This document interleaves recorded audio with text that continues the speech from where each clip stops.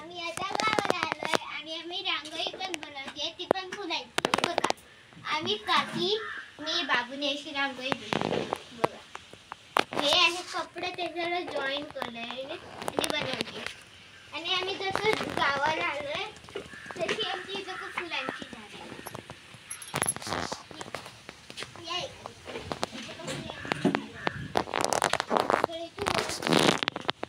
आणि इकडे मोरपंखीचं झाड आहे.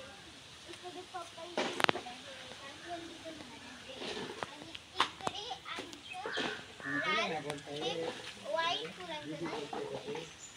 हे बघा तुम्हाला दाखवते तशी फुलं आहे. कुठे गेली हे दाखव. ते बघा. हे आहे लक्ष्मीचं झाड आणि हे आहे गुलाबाचं झाड. हळूहळू त्याचं नाव टॉनी आहे त्या झाडाचं. ही एक प्रकारे फुलाची आहे. अजून पण तुम्हाला फुलं दाखवते.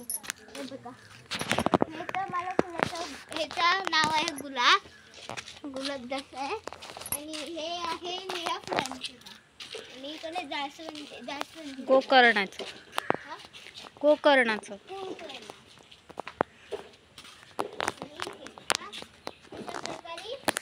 या झाडाला राणी अशी गुलाबी अशी फुलं येणार. हे झाड खूप आहेत आमच्याकडे अशी फुलं येणार. आणि इकडे गोंड्याचं झाड लावलंय, जास्वंदीचं झाड लावलंय, बेलीचं झाड लावलंय.